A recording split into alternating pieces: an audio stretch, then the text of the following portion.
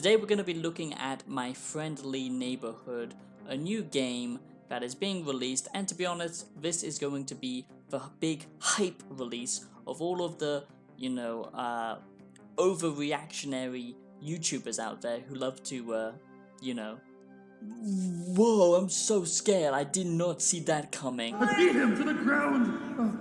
Then I stomped his face. Then we started laughing at each other, and everything was okay. That's why you should always try to make friends with friends who will forgive you.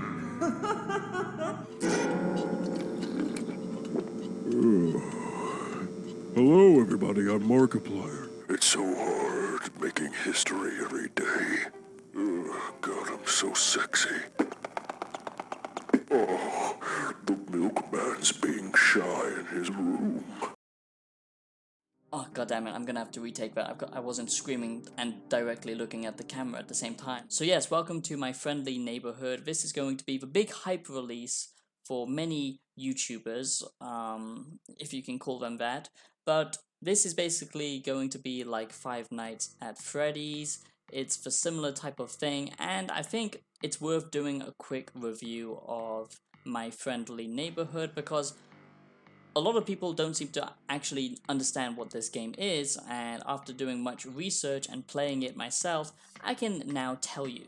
So welcome back to the Savior Show, where we give you our brutally honest reviews, like so many other YouTubers.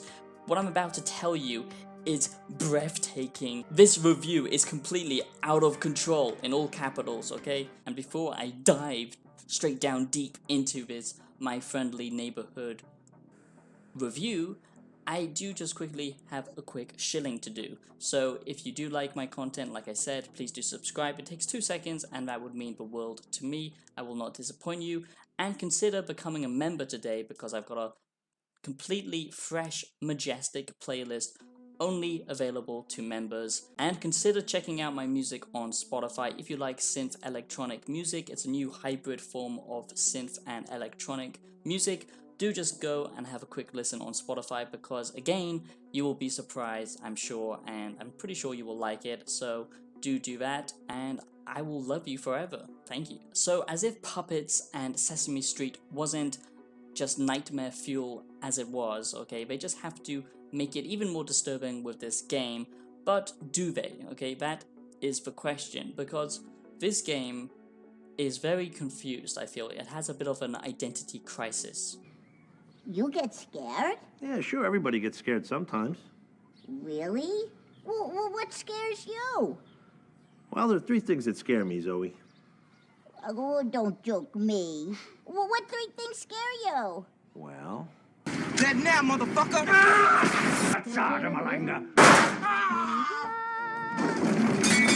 You might have seen My Friendly Neighborhood being marketed as a horror game, but actually this is not a horror game. I wouldn't even say it has some horror elements to it. Of course it's unsettling, but this is not a horror game. After playing it, I can tell you it's not a horror game. Of course puppets are always unsettling, and seeing them chase you around will get you the first couple of times it happens, but for anyone who is overreacting and screaming must have some kind of brain damage, I would say, because this is just not scary whatsoever. It is funny though, and I do think the writing is pretty well done, and yeah, I would say that this is more of a satire of horror, which is quite interesting to see. It's just weird that it's being marketed as a horror game when it's literally nothing like even Five Nights at Freddy's, which isn't the most scary thing in the world, let's be real.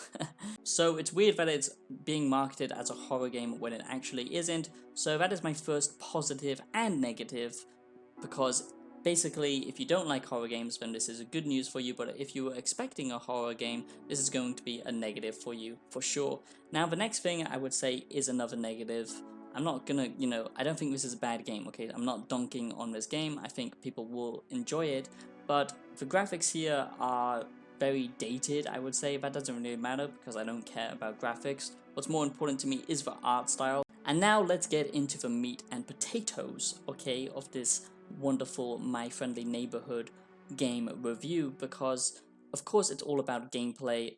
I think this is going to be a far more interesting viewing experience than actually playing the game yourself, but I'm not saying this is a bad game. You will probably enjoy it if you do like Five Nights at Freddy's, if you like that kind of backroom experience, backdoor action. So the gameplay here is actually what keeps it much more engaging compared to Five Nights at Freddy's, and I think it's a far better game than most of these kind of experiences, because you will be solving a lot of puzzles within My Friendly Neighborhood, because what you will be doing most of the time is solving puzzles, you know, looking around the levels and scavenging certain things that you need to progress to the next room, like a key card or a certain item or something to complete the puzzle that you're trying to do, stuff like that. And then in between that, you will be chased down by these puppets that you will have to destroy. And I do think, you know, that is fun and it's engaging to begin with, but after a while it does start to get old, and I think it loses something.